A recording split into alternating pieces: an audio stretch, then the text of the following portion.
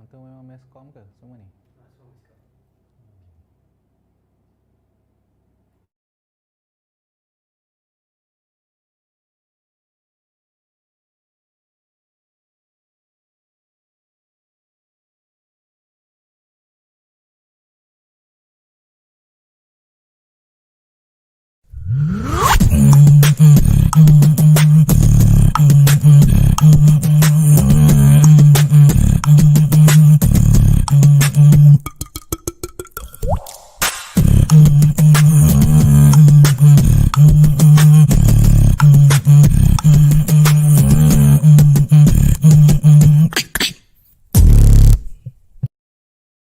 大家好，我叫王玉丽，我是一位华人穆斯林。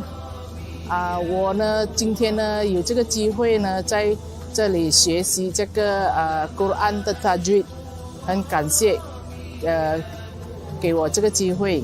Saya bernama Wong Yuli alias Elina Syamin Abdullah, telah bersyahadah hampir 30 tahun yang lalu.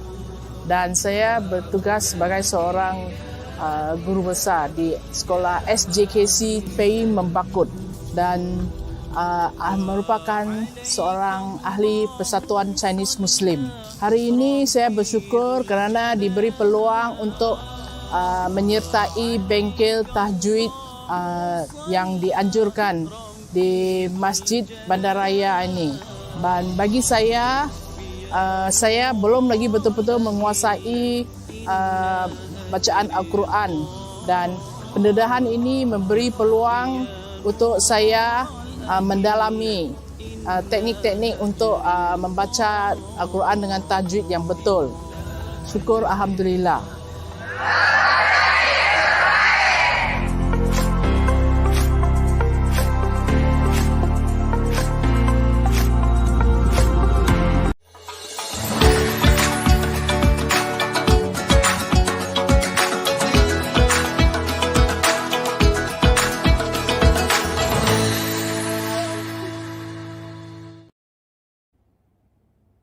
Bismillahirrahmanirrahim. Bismillahirrahmanirrahim. Assalamualaikum warahmatullahi wabarakatuh.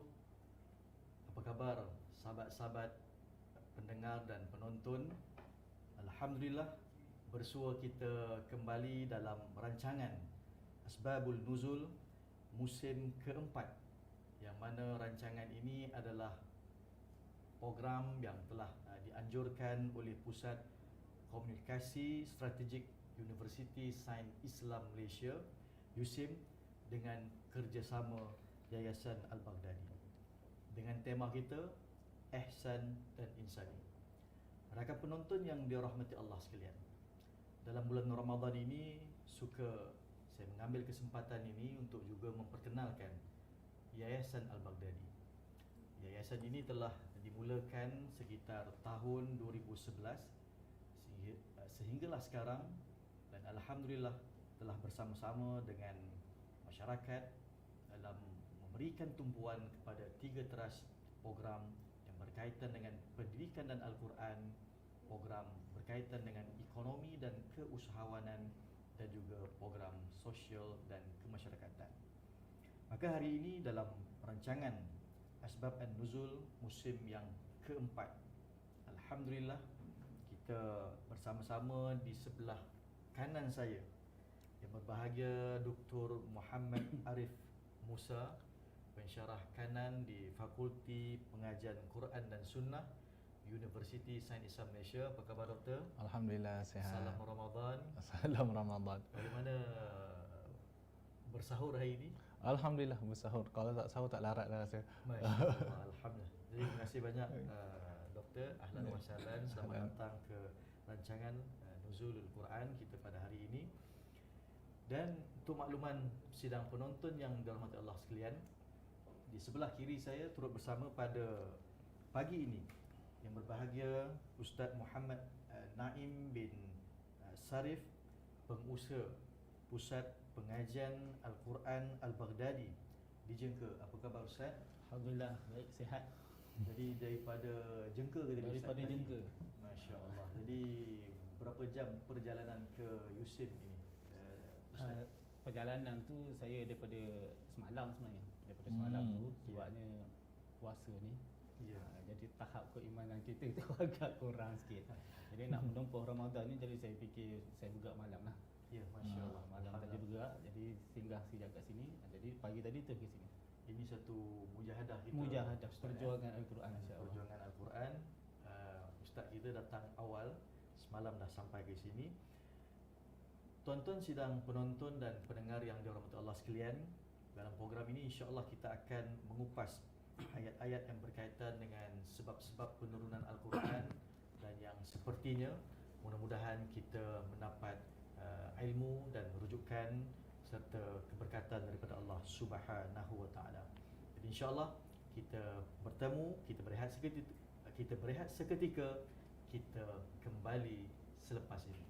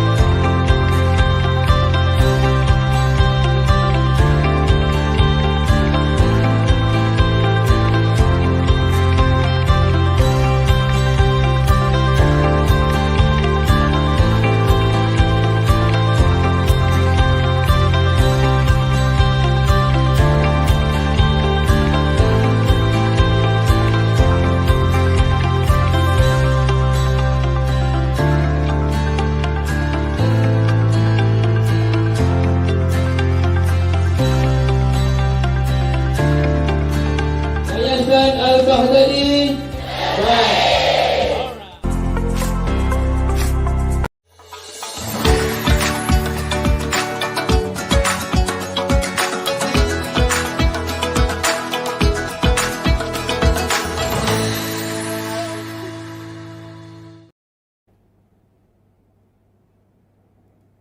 أعوذ بالله من الشيطان الرجيم.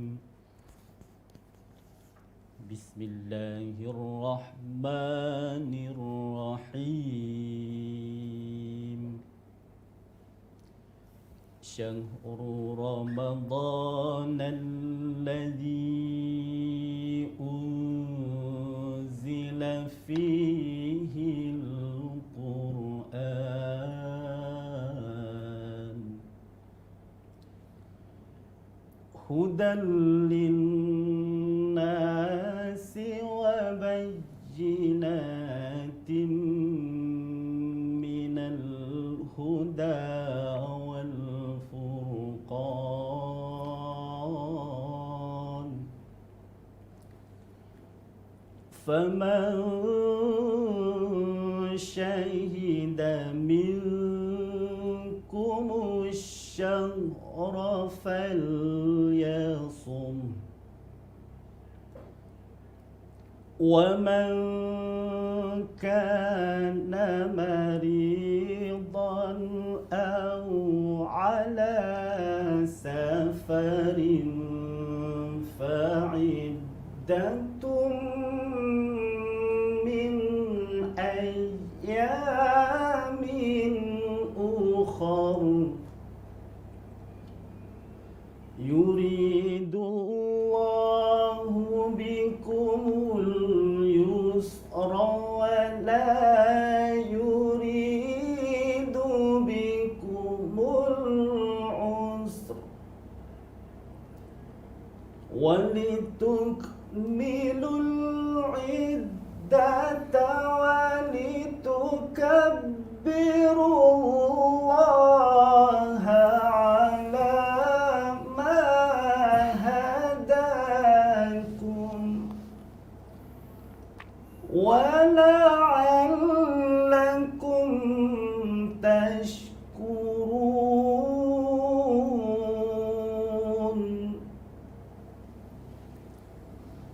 وإذا سألك عبادي عني فإني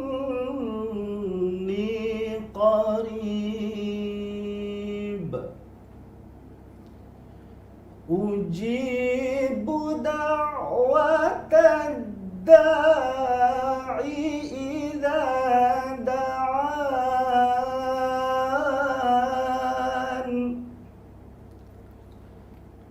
فليستجيبوا لي وليؤمنوا بي لعلهم يرشدون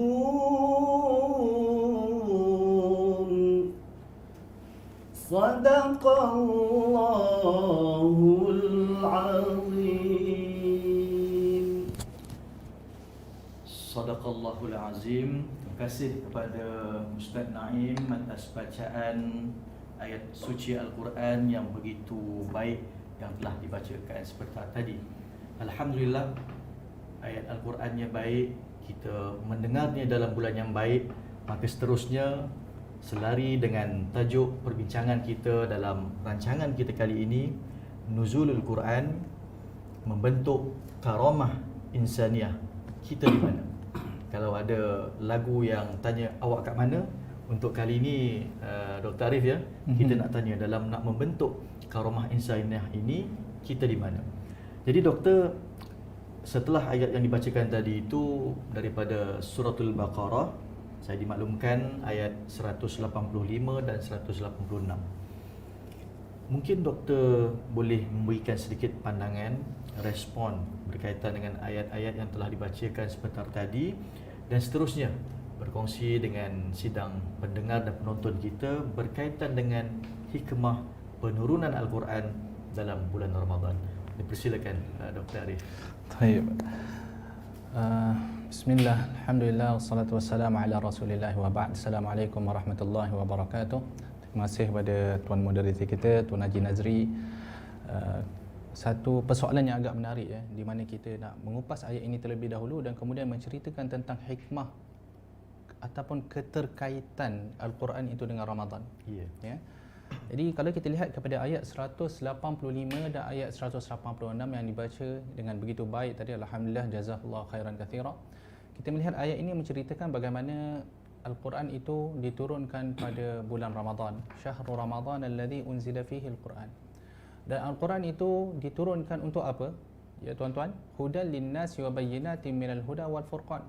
Sebagai satu hidayah kepada manusia dan juga penjelasan yang membezakan antara yang mana satu yang apa?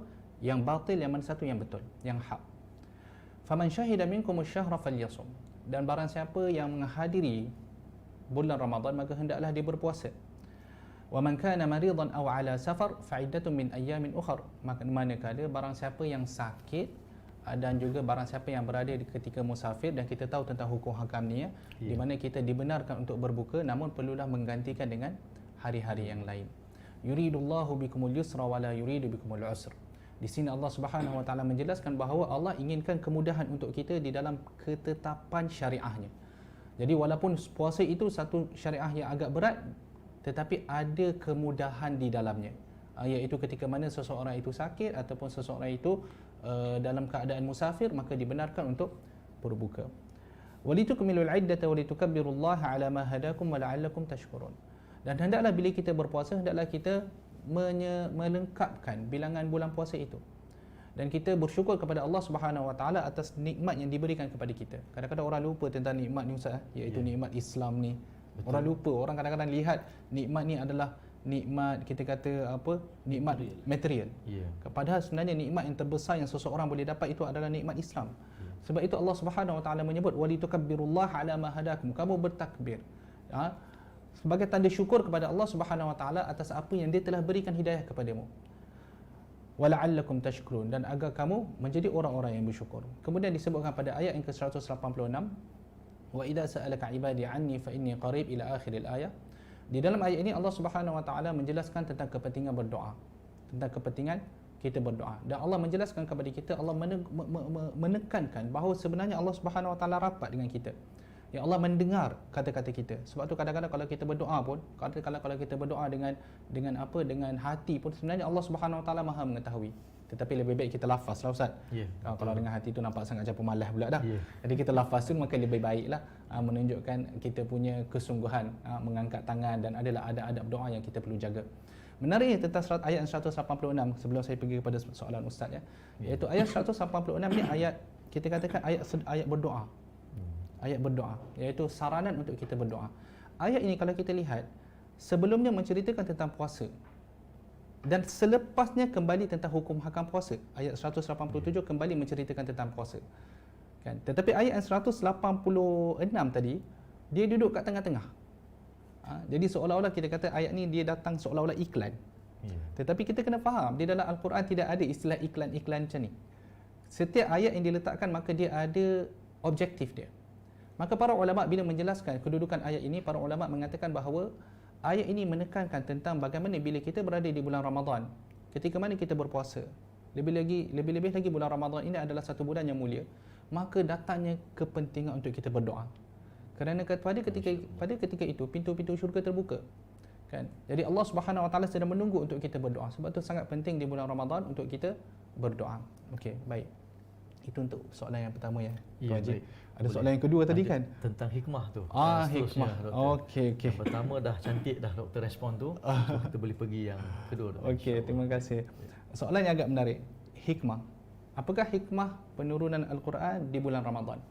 Sebenarnya tuan-tuan dan puan-puan yang dirahmati Allah Subhanahu Wa Taala, sidang penonton USIM TV. USIM TV ya. USIM TV kita hari ni. Jangan main-main, USIM pun ada TV ya. Masya-Allah. Okey, USIM TV, sidang penonton sekalian. Apakah hikmah di sebalik penurunan Al-Quran di bulan Ramadan? Kalau kita lihat dalam sejarah sebenarnya bukan hanya sekadar Al-Quran di bulan Ramadan. Di dalam sebuah hadis Nabi sallallahu alaihi wasallam riwayat Baihaqi, sebenarnya Suhuf Ibrahim diturunkan pada awal Ramadan. Taurat diturunkan pada Ramadan yang ke-6. Injil diturunkan pada Ramadan yang ke-13. Al-Quran disebutkan dalam riwayat tersebut diturunkan pada Ramadan yang ke-24.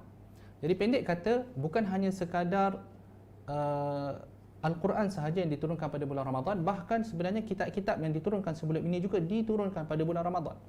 Jadi apakah hikmah dia sebenarnya? Kan, apakah hikmah dia? Jadi para ulama cuba untuk menyongkel. Perlu kita faham pertama sekali, di dalam kita usaha untuk mencari satu-satu hikmah. Di dalam usaha kita untuk mencari satu-satu hikmah, kita kena faham bahawa Allah Subhanahu Wa Taala berhak untuk melebihkan sesuatu perkara ke atas perkara yang lain. Itu hak Allah Subhanahu Wa Taala, bukan tugas kita untuk mempersoalkan.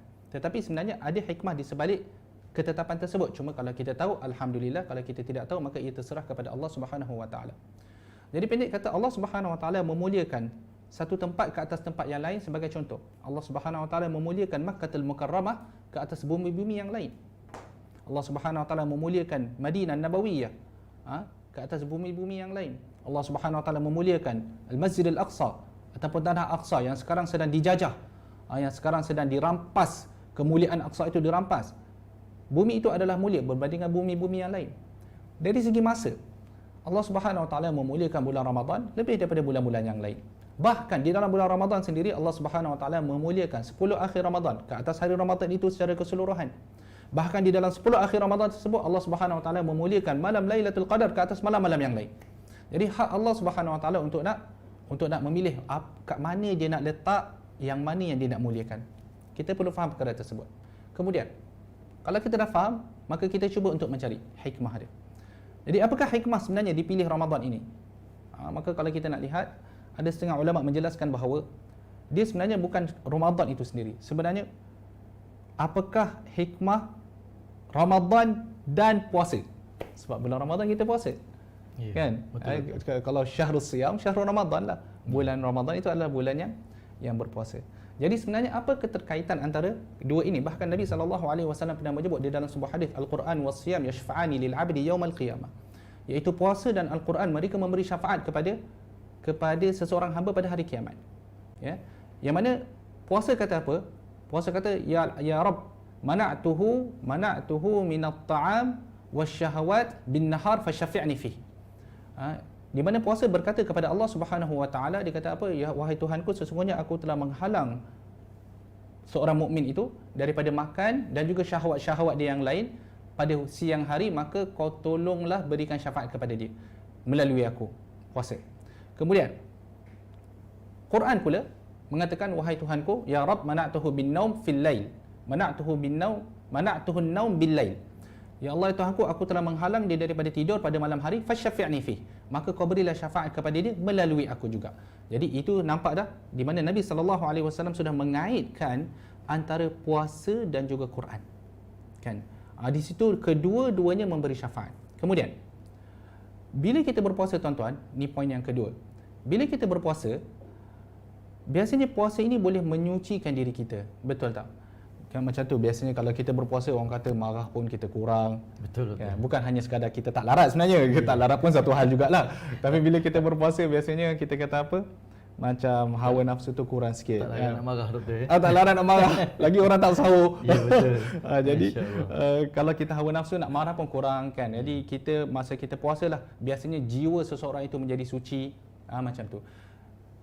Itu sebenarnya para ulama menjelaskan bahawa itu sudah satu persediaan untuk kita meresap ayat-ayat Al-Quran sebenarnya.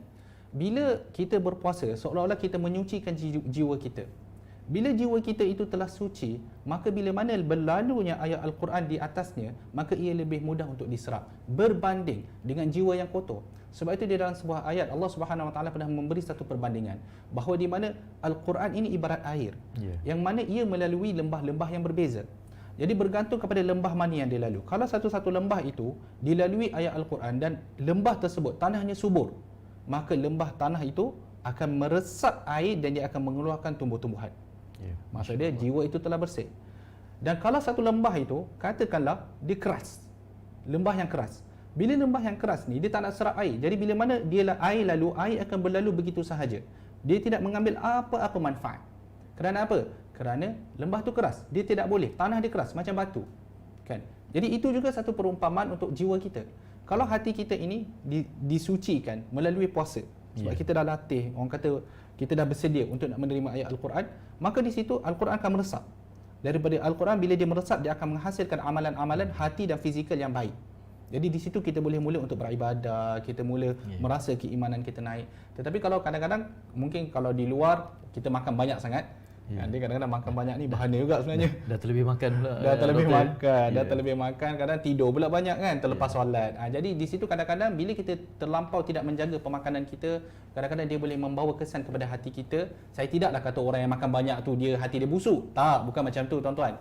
Tetapi pendek kata, apa yang saya cuba nak sampaikan adalah puasa boleh membantu untuk menyucikan jiwa dan ia adalah sebagai satu persediaan untuk mendapatkan Al-Quran supaya ia teresap di dalam hati-hati kita semua. Jadi tuan-tuan, ini adalah antara hikmah-hikmah yang Allah Subhanahu Wa Taala berikan, yang kita rasa itulah kenapa dikatakan Al-Quran itu diturunkan pada bulan puasa. Sebab itu kita boleh melihat, tuan-tuan dan puan-puan yang dirahmati Allah Subhanahu Wa Taala, bulan puasa adalah bulan Al-Quran, dan ia bukan hanya sekadar kita kata apa amalan orang Arab sahaja. Sebab kalau kita pergi ke negara-negara Arab, kita boleh lihat bagaimana orang-orang Arab ni, dia bila sampai je bulan puasa, mereka semua akan buka Al-Quran. Mereka semua akan buka Al-Quran. Bahkan orang yang tukang jaga kedai pun akan mula membaca Al-Quran, kan?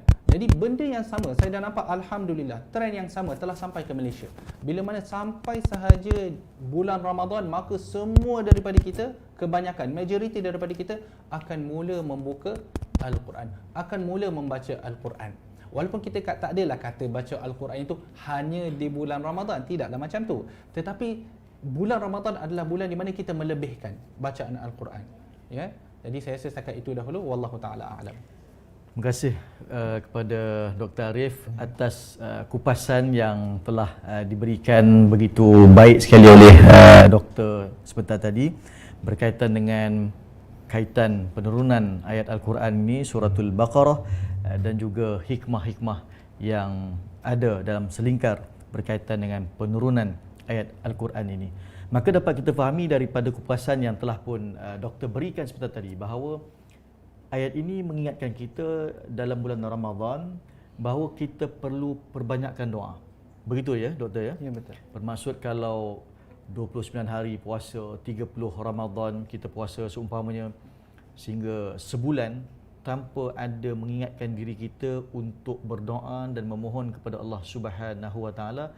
Barangkali ini juga perlu kita teliti dan kita berikan tumpuan dalam suasana kita masih lagi berada dalam bulan Ramadan.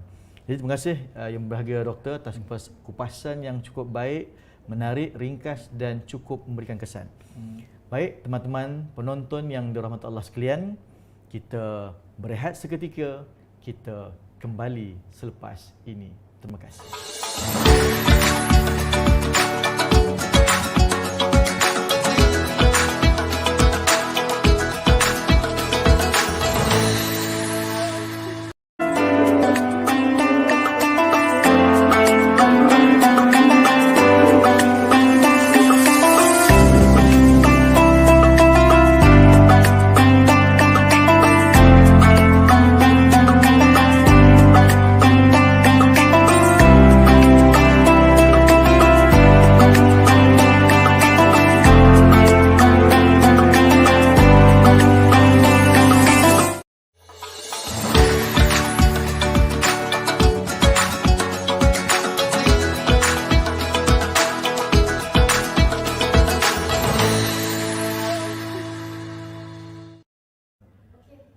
Baik sidang penonton, para pendengar, sahabat-sahabat, pegawai-pegawai di Universiti Sains Islam Malaysia, mudah-mudahan dapat meneruskan ibadah puasa dengan baik bersama keluarga.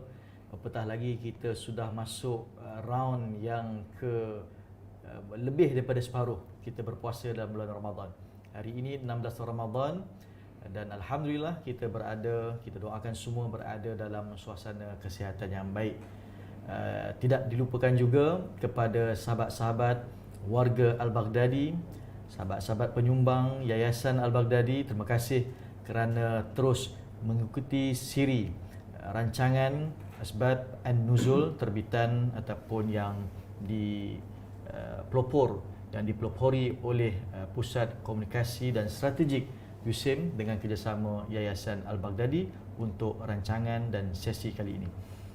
Sidang penonton dan hadirin yang dirahmati Allah sekalian, tidak lengkap kalau kita tak teruskan dengan persoalan yang ingin kita ajukan kepada yang berbahagia Doktor. Hari ini kita bersama dengan Dr. Arif. Doktor, kalau tadi kita dah membicarakan tentang soal penurunan ayat Al-Quran, tentang hikmah, bagaimana pula Doktor melihat skop perbincangan kita pada hari ini berkaitan dengan karamah insaniyah? Kita mau kaitkan dengan nuzulul Quran. Dan apakah tentang karamah insaniyah ini Doktor? Dia ada ciri-ciri dia. Ciri-ciri insan, ciri-ciri karamah insaniyah. Jadi saya persilakan Doktor untuk berkongsi dengan sidang penonton kita. Persilakan Doktor. Baik. Terima kasih Tuan Haji Nazri. Soalan mengenai karamah insaniyah ya. Karamah insaniyah, satu istilah yang agak umum lah sebenarnya kalau bagi saya lah. Ketika mana saya mendengar soalan ini, saya duk fikir kat mana nak bagi jawapan tu, daripada arah sebelah mana ni, sebab agak umum ya. Boleh pilih sisi mana Doktor? Saya pilih je lah mana sisi yang dapat ya. InsyaAllah boleh Doktor. Okey. Silakan. Tuan-tuan dan puan-puan dirahmati Allah Subhanahu Wa Taala. Tentang penurunan Al-Quran dan karamah insaniyah. Mungkin saya boleh bawa kata-kata Umar radhiyallahu an. Kata-kata Umar radhiyallahu an mengenai kemuliaan seorang manusia. Ya. Kalau kita lihat, Umar radhiyallahu anhu mengatakan karamul mu'min taqwa. Karamul mu'min taqwa wa dinuhu hasab. Okey. Dan panjang lagi lah kata-kata Umar. Yang kita nak ambil adalah syahidnya adalah yang pertama itu. Di mana kemuliaan seorang mukmin itu terletak kepada ketakwaannya. Terletak kepada ketakwaannya. Dan saya suka bila Tuan Haji mengaitkan tentang nuzul Al-Quran ataupun tentang sesi kita hari ini dengan karamah insaniyah. Kerana kalau kita lihat di dalam ayat puasa, di mana Allah Subhanahu Wa Taala menyebut ya ayyuhalladzina amanu kutiba alaikumusiyam. Wahai orang-orang yang beriman, diwajibkan ke atas kamu untuk berpuasa. Kama kutiba alal ladzina min qablikum la'allakum tattaqun, sebagaimana diwajibkan ke atas golongan yang sebelum kamu agar kamu bertakwa. Jadi takwa itu sebenarnya bila kita bertakwa barulah datang kemuliaan sebenarnya. Masya Allah. Baru datang kemuliaan. Karamul mu'min taqwa, kata-kata Umar. So, kemuliaan seorang yang beriman itu adalah pada ketakwaan seseorang. Dan puasa ini memang boleh membantu kita untuk menjadi orang yang bertakwa, insya-Allah. Bahkan kalau menarik kalau kita nak kaitkan dengan puasa, boleh Tuan Haji kita lari sikit. Boleh. Nak kaitkan dengan puasa kan. Saya teringat puasa ni sebenarnya kalau kita kata ibadah yang paling ikhlas di sisi Allah Subhanahu Wa Taala sebenarnya. Betul. Kalau kita fikir. Kan? Sebab kalau kita kata solat, kadang-kadang dia boleh masuk unsur riak. Solat. Kalau kita baca Quran, dia boleh ada unsur riak. Sebab nak kena tunjukkan. Perbuatan tu ditunjukkan. Kan? Sebab itu tetapi kalau kita pergi pada puasa, agak susah orang nak berpuasa ada unsur riak. Sebab kalau dia tak puasa pun orang tak tahu. Ya, kalau dia masuk dalam toilet, dia angkat batang pipe tu, dia boleh minum. Betul. Kan? Tetapi kenapa ketika mana dia mandi, kalau katakanlah dia mandi kan, air sedang melalui depan muka ni, kenapa dia tak minum? Nak minum ke tak minum, doktor? Puasa mana'tuhu bit-ta'am fin nahar. Puasa kata aku menahan dia daripada makan dan minum ketika di siang hari, walaupun tak ada siapa nampak. Betul. Walaupun tidak ada siapa nampak. Jadi bila mana dia berpuasa, ia adalah satu ibadah yang paling ikhlas. Tuan-tuan dan puan-puan yang dirahmati Allah Subhanahu Wa Taala. Ketika kita berpuasa, kita perlu sedar itulah ibadah yang paling ikhlas. Kan? Kerana tak ada, walaupun tidak ada siapa nampak, kita tetap tak makan. Dan sampai ke tahap kadang-kadang ada di kalangan kita, mungkin dia kuat jenis kuat mengumpat kan, contoh. Tapi bila sampai bulan puasa, dia akan kata apa? Dia akan kata, bulan puasa ni kurang-kurang sikit. Maknanya kena berhenti terus sebenarnya. Tapi mungkin tak tahan kot. Tapi maksud dia bulan puasa kena, kalau boleh berhentilah. Tapi dia ada kita kata urge untuk nak dia berhenti di bulan puasa. Kerana puasa itu memang betul-betul menyucikan jiwa seseorang. Sebab itu bila mana ayat itu diturunkan, kama kutiba 'alal ladzina min qablikum la'allakum tattaqun. Puasa itu insya-Allah membantu seseorang itu untuk menjadi lebih bertakwa. Dan kalau kita kaitkan seperti tadi, kita kaitkan ketakwaan dengan kemuliaan, saya nak bawa satu lagi ayat di mana Allah Subhanahu Wa Taala menyebut inna akramakum 'indallahi atqakum. Sesungguhnya manusia yang paling mulia di sisi Allah Subhanahu Wa Taala bukan orang yang paling banyak harta dia, bukan orang yang paling tinggi jawatannya, tetapi orang yang paling tinggi ketakwaan dia. Sebab itu kadang-kadang kita lihat seorang hamba abdi, dia boleh menjadi lebih mulia daripada seorang pemerintah di sisi Allah Subhanahu Wa Taala, kerana Allah menilai seseorang itu daripada takwa. Sebab itu Nabi dalam sebuah hadis, Nabi sallallahu alaihi wasallam menyebut innallaha la yanzuru ila suwarikum wa amwalikum wa innama yanzuru ila qulubikum wa a'malikum. Di mana Allah Subhanahu Wa Taala tidak melihat kepada rupa paras kamu, tidak juga kepada harta kamu, tetapi Allah melihat kepada apa yang ada di dalam hati kamu, dan Allah melihat kepada amalan-amalan yang keluar daripada situ, daripada amalan-amalan kamu. Jadi pendek kata, kalau kita nak mencapai karamah insaniyah, maka kita hendaklah bertakwa. Apa maksud takwa, tuan-tuan? Apa maksud takwa? Kadang-kadang kita kata kita nak jadi bertakwa, tapi sebenarnya apa maksud takwa itu? Takwa tu kalau kita lihat dalam kata-kata ulama yang terdahulu, banyaklah diberi definisi. Setiap ulama cuba nak mendekatkan kefahaman kepada takwa. Tetapi antara yang saya agak menariklah, yang saya boleh katakan adalah takwa ini antaja'ala bainaka wa bain 'adzabillahi wiqayah. Di mana kamu menjadikan antara diri kamu dan juga azab Allah Subhanahu Wa Taala satu pendinding yang menghalang. Sebab itu disifatkan takwa ni ibarat kata kita melalui satu jalan yang mana penuh dengan duri. Kalau satu jalan kita lalu penuh dengan duri, tuan-tuan, kita tak akan jalan sembrono macam tu, tak pakai slipper. Cederalah kita, sakitlah kaki, kan? Tetapi apa yang kita buat adalah kita akan pakai slipper, dalam masa yang sama kita akan lihat mana tempat duri tersebut supaya kita tidak terpijak. Maka itulah takwa. Bila mana kita lalu di atas jalan kehidupan ni, tuan-tuan, maka kita kena pakai benda yang boleh melindung kita daripada azab Allah Subhanahu Wa Taala. Dan dalam hal ini adalah keimanan kita kepada Allah Subhanahu Wa Taala. Bila kita dah ada iman, bukan bermaksud orang yang beriman ni tak boleh jatuh dalam maksiat, jauh sekali. Kan, sebab setan ni dia punya usaha dia memang agak, kita kata patut dapat APC tiap-tiap tahun lah. Kalau ikut setan ni dia punya usaha dia kan.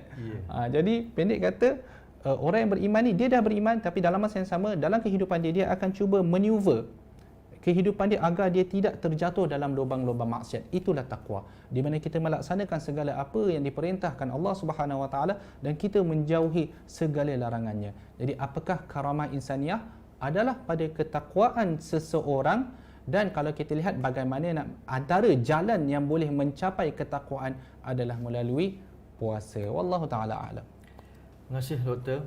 Jadi sidang hadirin yang dirahmati Allah sekalian, suatu kupasan dan respon yang baik daripada bahagia Dr. Arif kita sebentar tadi. Maka daripada perkongsian yang telah Doktor nyatakan dan berkongsi dengan kita pada pagi ini, dapat kita fahami bahawa kalau dalam persoalan yang pertama tadi, tumpuannya adalah bagaimana Ramadan itu menggalakkan untuk kita semua berdoa kepada Allah Subhanahu wa taala. Maka untuk yang kedua ini, apa yang telah Doktor berkongsikan sebentar tadi, bahawa antara pencirian untuk menjadi insan ataupun karamah insaniah ini adalah bagaimana untuk kita membentuk diri kita menjadi orang yang bertakwa kepada Allah Subhanahu wa taala, dan puasa itu sendiri menjadi elemen yang boleh membentuk ketakwaan kepada Allah Subhanahu wa taala. Jadi panjang lagi perbincangan kita, insya-Allah ada soalan-soalan lain yang akan kita kemukakan selepas daripada ini Doktor. Jadi kita berehat sebentar, tunggu, jangan bangun lagi. Insya-Allah kita bertemu selepas daripada ini.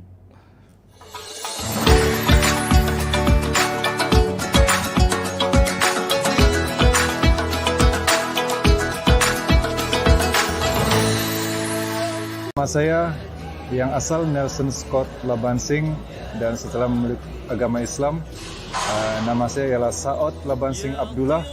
Saya berasal daripada Keningau tapi telah lama menetap di Penampang. Telah berkahwin dan mempunyai 2 orang anak. Isteri saya pun mualaf juga sama seperti saya. Kami sama-sama memeluk agama Islam pada 30 Disember 2016.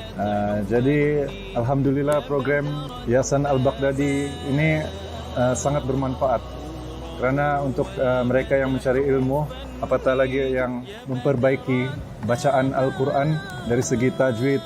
Ilmu itu kita kena betul-betul cari, sebab nanti kita lagi akan menjadi pelapis untuk menyampaikan kepada anak-anak kita dan yang berterusan. Dan itulah saya rasa yang Al-Baghdadi cuba mau sampaikan dan cuba mengharapkan dalam punya program ini. Dan sebagai mualaf, amat bersyukur alhamdulillah dengan izin Allah diberi peluang untuk menyertai program ini.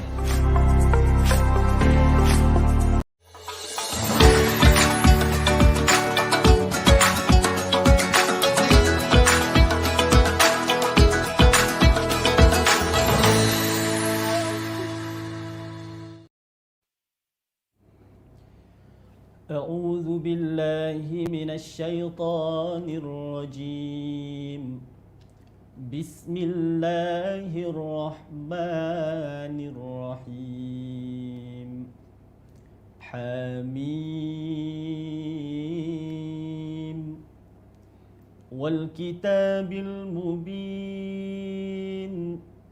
إنا أنزلناه في ليلة مباركة إنا كنا منذرين فيها يفرق كل أمر حكيم صدق الله العظيم.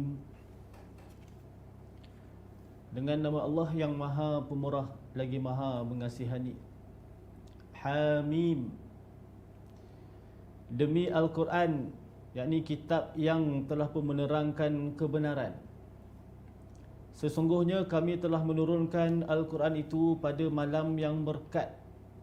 Kami yang kami berbuat demikian kerana sesungguhnya kami sentiasa memberi peringatan dan juga amaran, jangan hamba-hamba kami ditimpa azab. Kami menurunkan Al-Quran pada malam tersebut kerana pada malam yang berkat itu dijelaskan kepada malaikat tiap-tiap perkara yang mengandungi hikmah serta tetap berlaku, yakni tidak berubah ataupun tertukar. Terima kasih pada Ustaz Naim atas bacaan sebentar tadi Ustaz. Bacaan yang cukup baik dan kemudian dibaca terjemahan dan maksud ayat juga dapat difahami oleh sidang pendengar dan penonton. Alhamdulillah, maka kita menyambung sekali lagi siri kita, sesi perbincangan kita. Kita masih lagi kekal bersama dengan Dr. Arif yang setia di sebelah kanan saya. Dia tidak berganjak. Bertalu-talu soalan kita kemukakan. Terima kasih Doktor. Kali ini Doktor dalam pusingan yang ketiga ini Doktor. Persoalan yang seterusnya, kalau tadi mengingatkan kita bahawa puasa boleh membentuk jiwa takwa kepada seseorang insan dalam kita mahu membentuk karamah insaniah. Soalan sekarang ialah kita. Kerana tajuk pun adalah Nuzulul Quran, membentuk karamah insaniah. Kita di mana? Saya, Doktor, mungkin Ustaz Naim juga, dan sahabat-sahabat sidang pendengar, kita di mana? Maka yang seterusnya ni Doktor, bagaimana ingin kita nyatakan tentang peranan kita, peranan masyarakat pada masa kini dalam kita mahu memaknai peristiwa ataupun nuzul Quran ini. Dan soalnya, apakah ada ukuran kepada pencapaian ketakwaan ini? Kalau disebut tadi antaranya lah dengan puasa, tapi bagaimana kalau kita mahu mengukur itu, bagaimana mengukur pencapaian ketakwaan ini? Baik, saya persilakan Doktor. Terima kasih. Alhamdulillah, jazakallah khair. Terima kasih kepada Tuan Haji atas dua soalan ya, kalau ikutkan. Okey, dua soalan. Jadi kita ambil soalan yang pertama dahulu, tuan-tuan dan puan-puan dirahmati Allah Subhanahu Wa Taala, iaitu bagaimana kita memaknai. Maaf, saya kena tanya balik Tuan Haji lah. Memaknai itu macam mana tu rasanya? Maknanya nak menjiwai. Menjiwai. Okey. Mana kita selalu dengar tentang bulan Ramadan, turun Al-Quran. Al-Quran diturunkan dalam bulan Ramadan. Jadi apa perasaan dan jiwa kita, anak-anak kita, masyarakat kita, yang apakah sekadar tunggu 17 Ramadan itu ada sambutannya ataupun seharusnya lebih daripada itu? Okey. Terima kasih Doktor. Okey, terima kasih. Saya pun cemas juga Doktor tanya saya. Biar ini saya kembalikan. Alhamdulillah. Terima kasih. Jelas soalan. Alhamdulillah.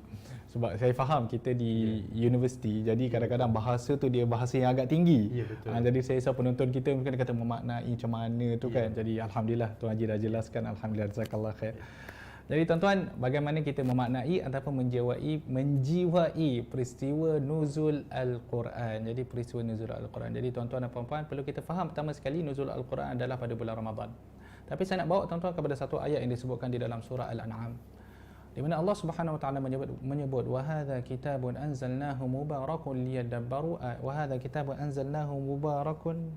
Maaf, lupa ayat dia. Saya balik pada satu lagi ayat, wa hadza kitabun anzalnahu mubarakun liyadabbaru ayatihi wa liyatadhakkara ulul albab. Ya, di mana Allah Subhanahu Wa Taala menurunkan Al-Quran ini agar ia boleh ditadabbur. Jadi kalau kita faham ayat Al-Quran, kita nak faham nuzul Al-Quran, maka kita kena faham objektif penurunan Al-Quran. Di mana Al-Quran ini diturunkan Allah Subhanahu Wa Taala. Kalau kita lihat ayat-ayat yang menceritakan tentang objektif penurunan Al-Quran, mungkin saya boleh ringkaskan kepada 4. Mungkinlah. Tidaklah saya mau baca setiap daripada ayat tersebut. Pertama sekali, Al-Quran diturunkan untuk kita membaca Al-Quran. Kita perlu membaca Al-Quran. Ya, di mana Allah Subhanahu Wa Taala kata waratilil Qur'ana tartila. Bacalah Al-Quran itu secara murattal. Kemudian Allah SWT selepas mana kita membaca Al-Quran, hendaklah kita memahami Al-Quran tersebut. Kerana Al-Quran ini perlu difahami, sebab kalau kita tak faham, macam mana kita nak amalkan? Jadi memahami Al-Quran adalah satu aspek yang sangat penting. Ya. Kemudian kita perlu mentadabbur. Kadang-kadang setengah ulama disamakan saja antara dua, tafsir dan tadabbur. Tetapi kalau ikut perbahasan akademik dia, tafsir ini lebih kepada pemahaman ayat secara umum. Tadabbur itu adalah advanced level terhadap tafsir, di mana ma wara at-tafsir, apa di sebalik tafsir. Contoh, kalau kita nak extract apa-apa pengajaran daripada satu-satu ayat, maka itu adalah aspek tadabbur sebenarnya. Kemudian kita hendaklah beramal.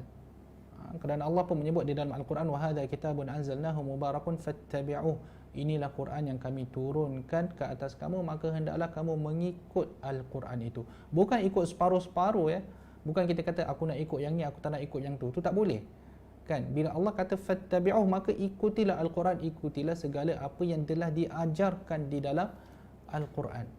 Maka sangat penting tuan-tuan untuk kita nak faham Kita perlu membaca Al-Quran, perlu memahami, perlu mentadabbur dan juga kita perlu untuk beramal dengan apa yang ada di dalam isi kandungan Al-Quran. Kalaulah kita hanya sekadar membaca Al-Quran tanpa kita mentadabbur ataupun memahami, bukanlah benda yang tidak baik, tidak. Bahkan kita kata setiap pembacaan Al-Quran itu atas satu huruf itu ada 10 hasanah. Wal hasanatu bi 10 amsalha, 10 hasanah, dan di bulan Ramadan ini pula ditambahkan lagi ganjaran-ganjaran tersebut. Mungkin bukan 10, boleh jadi 100, boleh jadi 700. Wallahu yudha'ifu liman yasha, dan Allah Subhanahu wa taala memberikan gandaan kepada siapa yang dia mahu. Tetapi kalaulah kita hanya sekadar membaca tanpa kita memahami, maka objektif penurunan Al-Quran itu tidak tercapai. Kan? Kerana Allah menjadikan Al-Quran sebagai satu panduan hidup. Bukan baca surat khabar, bukan sebagai satu bahan bacaan surat khabar. Dia satu panduan hidup. Dan untuk nak merealisasikan Al-Quran sebagai satu panduan hidup, maka kita perlu baca dan faham. Bila dah faham, kena amal. Jangan jadi macam orang Yahudi. Orang Yahudi disifatkan Allah Subhanahu wa taala di dalam surah Al-Jumu'ah sebagai satu keldai. Yahudi ni macam keldai. Lagi-lagi kalau kita cakap sekarang sedap rasa cakap Yahudi macam keldai. Isu tengah hangat. Ya, isu tengah hangat kan. So Yahudi ini macam keldai. Sebab apa? Sebab mereka membaca kitab Taurat dan mereka memahami kitab Taurat tersebut. Memahami kitab Taurat. Bila mereka dah faham, mereka enggan untuk beramal dengan kitab Taurat. Kan, bahkan telah disebutkan di dalam kitab Taurat tentang kedatangan seorang nabi, kedatangan seorang nabi yang terakhir. Kan, mereka tetap tidak mahu mengambil ataupun beriman dengan nabi yang terakhir. Bahkan hukum hakam di dalam Taurat itu pun mereka cuba untuk menyembunyikan. Saya ingat lagi satu kisah yang saya baca di mana pada satu masa nampaklah Nabi SAW nampak seorang lelaki yang dibawa pusing kampung dalam keadaan muka dia diletakkan arang. Kan, maksudnya dia dihinakan. Orang Yahudi. Jadi Nabi SAW tanya kepada orang Yahudi, ni apa cerita ni kan? Jadi orang Yahudi tu kata dia ni berzina. Kemudian Nabi SAW tanya, macam mana hukuman untuk penzina dalam kitab kamu ni?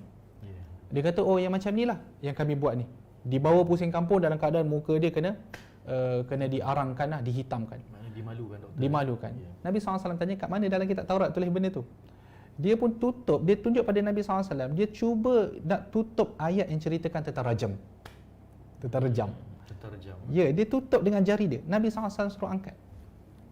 Kemudian baru dia angkat, baru nampak ayat tu sebenarnya hukuman pada agama Yahudi adalah rejam. Jadi pendek kata, orang Yahudi sendiri pada ketika itu nampak ayat tersebut dan mereka faham, tetapi mereka enggan beramal. Bahkan mereka cuba untuk menyembunyikan perkara tersebut daripada Nabi SAW. Lalu lelaki itu, Nabi SAW kata, dah itu agama kamu, kamu patut laksanakan agama kamu. Rejam. Kan? Jadi pendek kata, itu adalah fungsi kita. Nuzul Al-Quran. Bila kita faham Allah SWT, objektif penurunan Al-Quran ini adalah sedemikian dan sedemikian, maka kita hendaklah respon kita memberi respon yang terbaik. Membaca Al-Quran secara konsisten, cuba untuk memahami Al-Quran mengikut keupayaan kita sendiri. Bukanlah saya kata semua orang kena jadi alim dalam bidang tafsir, tidak kan, tetapi kita cuba untuk nak memahami. Sebab kadang-kadang tuan-tuan, Al-Quran ni bila kita baca, kadang-kadang dia boleh menitik air mata kan, dia boleh menitik air mata. Tetapi kadang-kadang kita terfikir dalam sepanjang kehidupan kita, berapa kali kita menitik air mata bila mana kita baca Al-Quran? Kita boleh fikir sendiri. Tuan-tuan boleh muhasabah sendiri diri kita kan. Bila yang kita menitik air mata bila kita membaca Al-Quran. Tahu orang menitik air mata bila tengok filem je kot agaknya.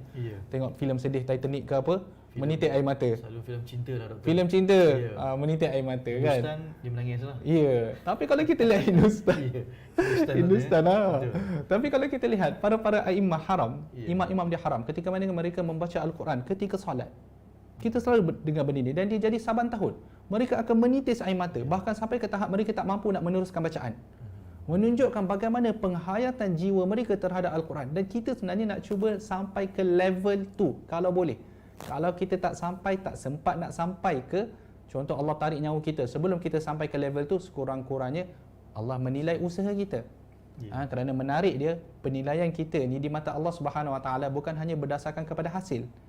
Allah menilai kita juga daripada usaha kita, ke mana kita nak pergi. Allah menilai semua benda tu. Jadi sekurang-kurangnya kita cuba untuk mentadabbur Al-Quran. Baik, itu mengenai soalan yang pertama. Mengenai soalan yang kedua, Ustaz tadi berkaitan dengan ukuran pencapaian.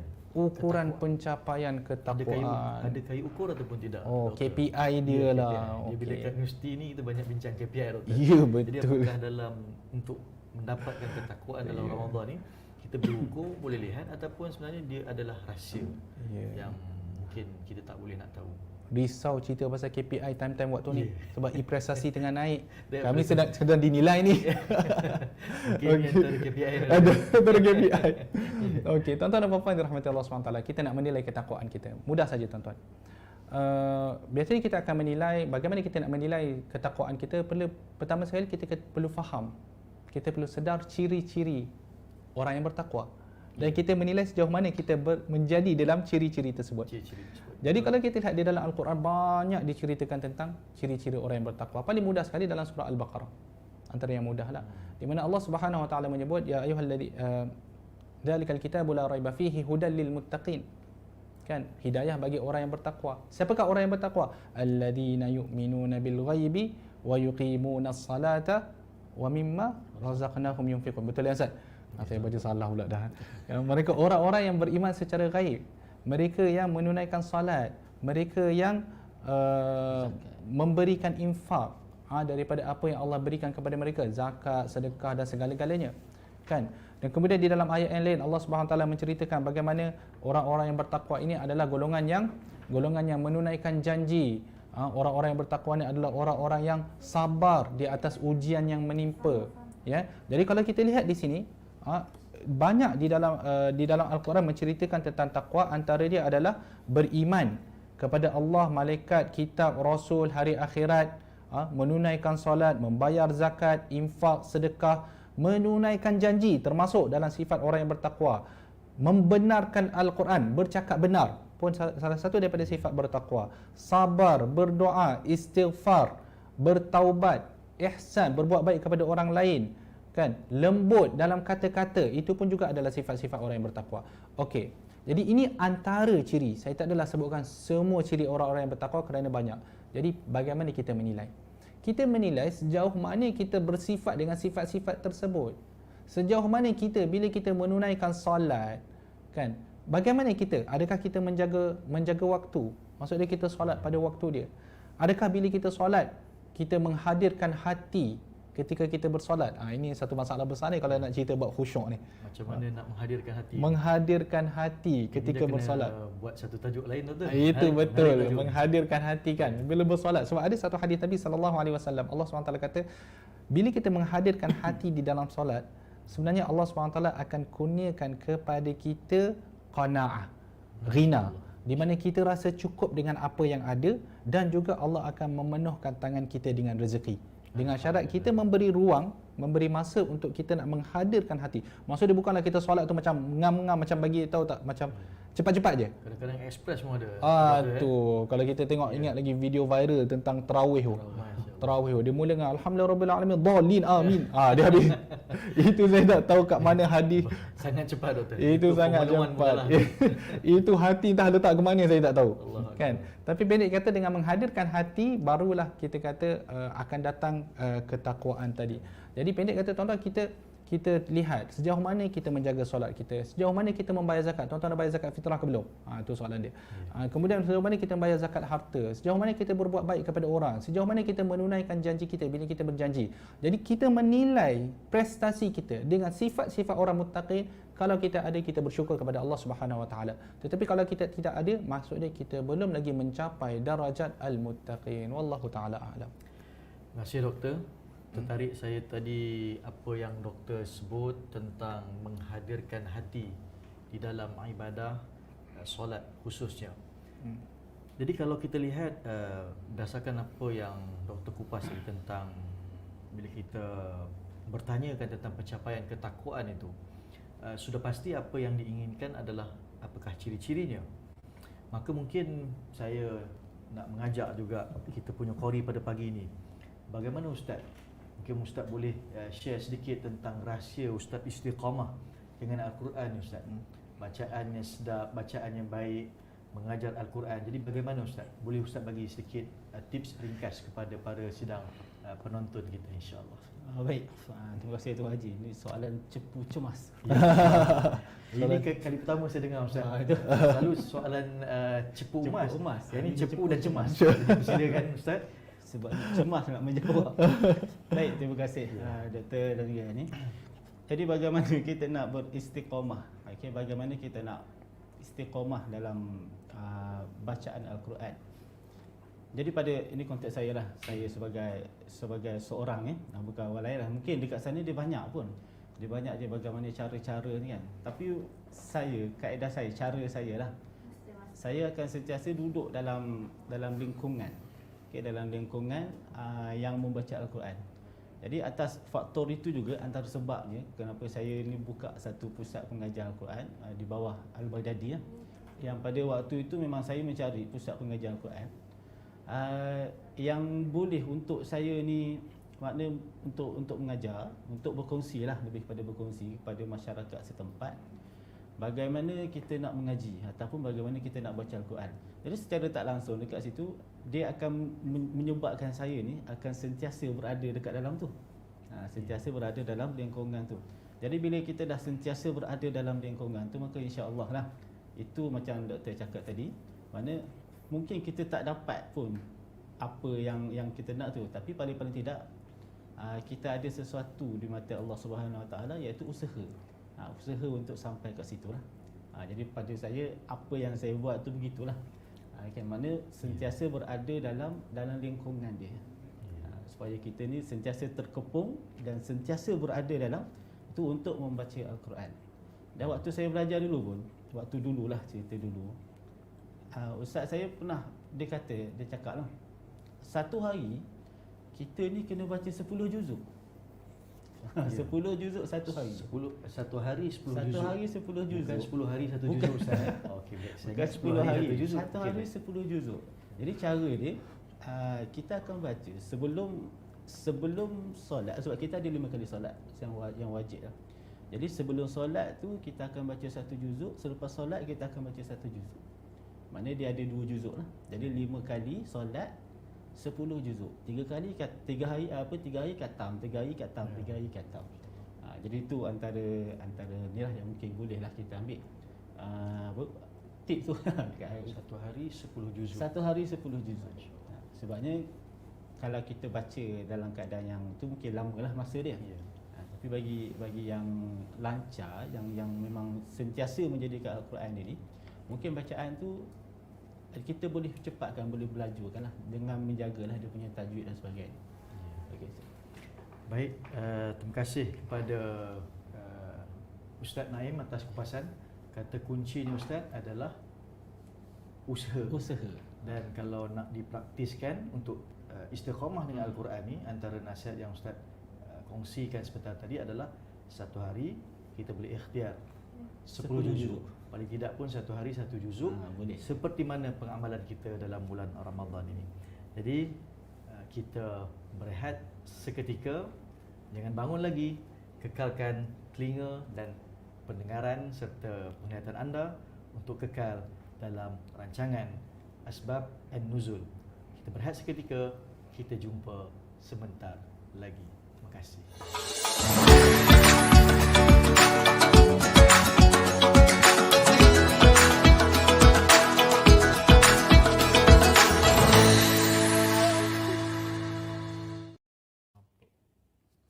Doktor, kita telah berada di penghujung rancangan Asbab An-Nuzul.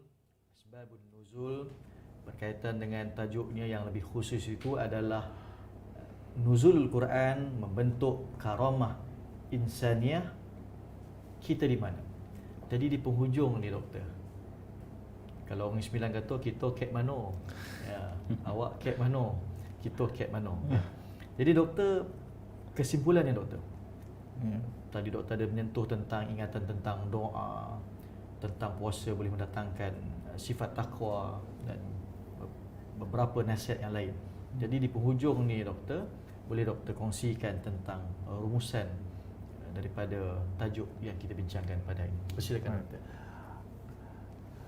Tuan-tuan dan puan-puan dirahmati Allah Subhanahu Wa Taala, di penghujung rancangan ni saya nak berkongsi, mungkin saya lebih kepada nasihat lah Ustaz sebab mungkin saya rasa message tadi insya-Allah saya harap ia sudah menjadi jelas bagi tuan-tuan dan puan-puan. Kita sekarang berada di bulan Ramadan. Bulan Ramadan selalu dikatakan bahawa ia adalah bulan Al-Quran. Bulan Al-Quran, bulan yang diturunkan Al-Quran. Dan saya dah sebutkan tadi bagaimana even di negara Arab pun bila mana sampainya bulan Ramadan, mereka akan mula mendekatkan diri dengan Al-Quran. Bahkan ada seorang ulama menyebut bahawa kalaulah kita tidak khatam Al-Quran di bulan Ramadan, maka kita tidak akan sesekali khatam Al-Quran. Masya-Allah. Maksudnya bulan Ramadan ni kalau kita nak kata pasal apa kriteria ke apa tadi kan, mungkin kita boleh kata siapa yang tidak mendekati Al-Quran pada bulan Ramadan, maka sesungguhnya dia tidak akan mendekati Al-Quran langsung. Ya. Sehingga ini mencemaskan penonton mendengar. Mereka kena speed up Ya, nak betul. complete 30 juzuk Betul sebelum kan. kita tamat Ramadan. Cuma mungkin ialah kita faham keupayaan dan kemampuan setiap individu itu adalah berbeza. Mungkin seseorang itu tidak mampu untuk nak khatam Al-Quran ketika bulan Ramadan, tetapi namun usaha tu yang kita nak ambil kira sebenarnya. Jadi tuan-tuan dan puan-puan, kalaulah di bulan lain kita tidaklah mendekati Al-Quran, di bulan Ramadan adalah bulan di mana setan ni terikat. Setan ni terikat.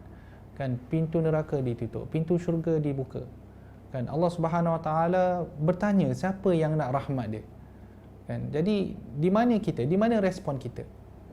Kan, ibarat kata kalau Yusim, kalau saya kepada orang-orang Yusim lah, warga Yusim, ibarat kata kalau Yusim nak bagi duit raya, kemudian Yusim tanya, siapa nak? Mohonlah. Berebut orang mohon. Sistem hang. Boleh tak dapat nak key in data. Tak dapat nak kira data, tak sempat. Ya.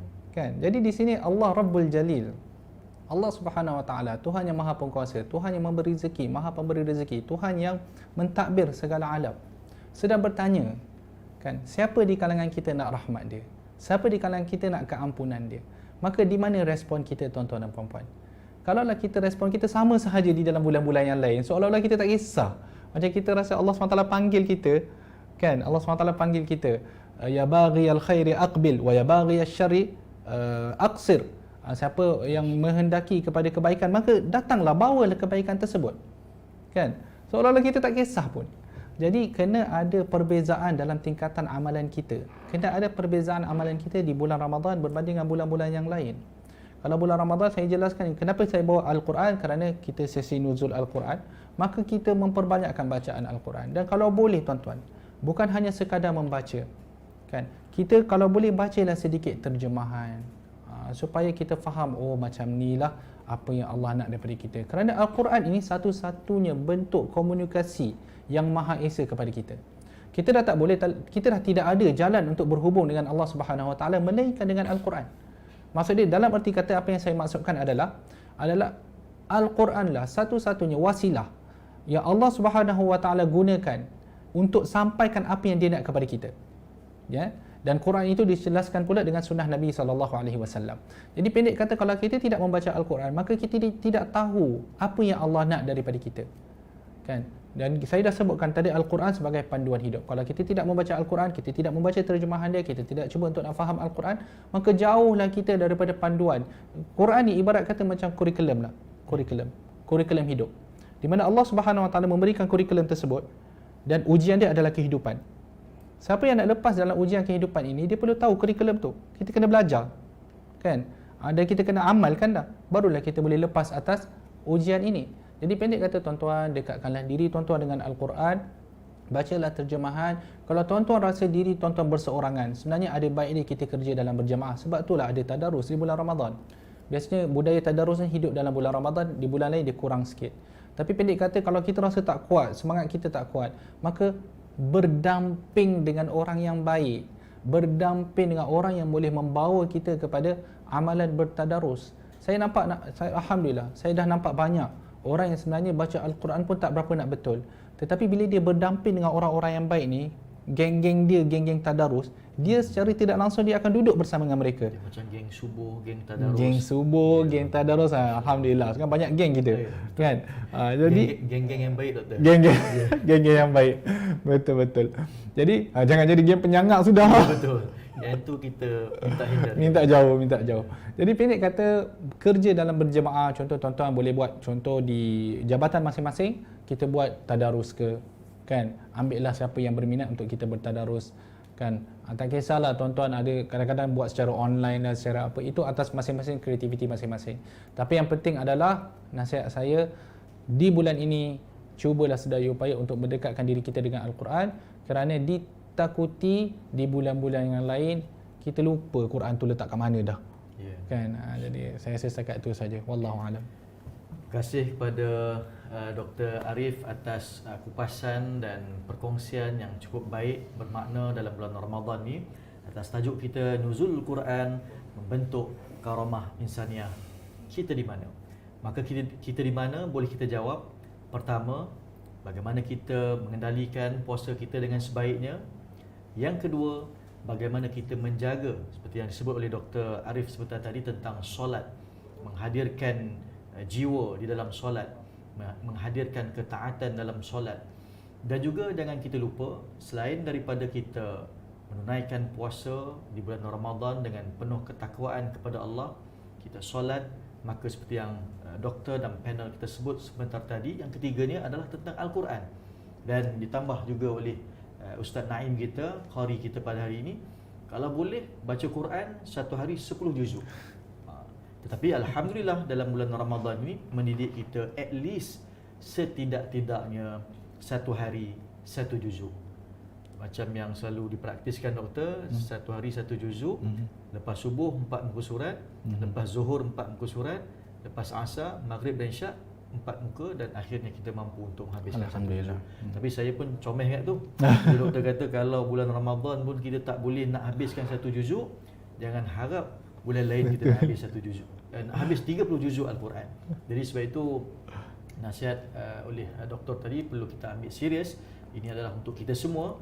Maka yang ketiga tadi tentang Al-Quran, kita mesti baca dengan sebanyaknya, fahami tafsirnya dan juga ke arah yang akhirnya tadabbur itu sendiri.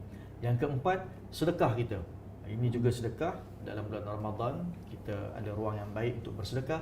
Dan yang terakhir, berdasarkan pandangan-pandangan yang telah diberikan oleh doktor panel kita pada hari ini, bahawa kita juga harus menjaga akhlak kita di dalam bulan Ramadan.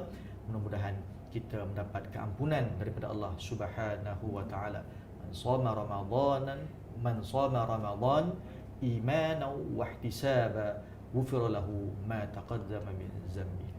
Sesiapa yang berpuasa di bulan Ramadan dengan penuh keimanan dan ketakwaan kepada Allah, maka akan diampunkan dosa-dosanya yang terdahulu, insya-Allah.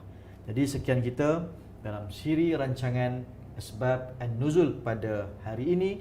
Terima kasih diucapkan kepada sidang penonton, sama ada dalam talian ataupun secara fizikal. Terima kasih. Mudah-mudahan dengan doa anda kita akan bertemu dalam siri-siri yang akan datang. Terima kasih juga kepada yang berbahagia Dr. Arif selaku panel kita pada hari ini. Terima kasih doktor. Sama-sama. Terima kasih menjemput. Ya, kabarnya akan bakal menimang cahaya mata yang ke-6. InsyaAllah. Kita ada baby Ramadan doktor ya. InsyaAllah. Ini juga rezeki Ramadan. InsyaAllah. Dan selamat untuk menimang anak yang seterusnya. InsyaAllah. Kita doakan untuk doktor. Terima kasih juga kepada Ustaz Naim, qari kita daripada Pahang, datang jauh. Semalam dah sampai ke nilai ini. Alhamdulillah, terima kasih Ustaz. Terima kasih atas jemputan. Ya, baik. Hari ini buka di mana Ustaz? Kita tengok perancangan Allah nak buka kat mana. Allah. Kita lalu je.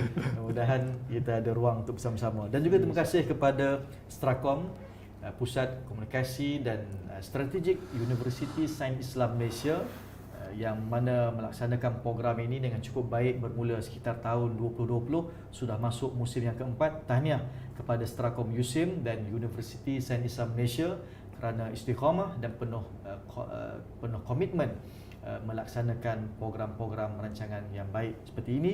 Dan juga terima kasih kepada tim daripada Yayasan Al-Baghdadi dan juga daripada Teknik Al-Baghdadi yang turut bersama-sama dalam berkongsi melaksanakan dan menjayakan program kita pada hari ini. Bersua kita pada musim dan siri yang akan datang, insya-Allah yang baik itu datang daripada Allah Subhanahu wa taala, yang lemah itu datang daripada kelemahan diri saya sendiri. Aku li qauli hadza astaghfirullahalazim li wa lakum. Wassalamu alaikum warahmatullahi wabarakatuh. Tangguhkan majlis kita dengan surah Al-Asr dan tasbih kifarah. Senyum untuk semua. Salam Ramadan.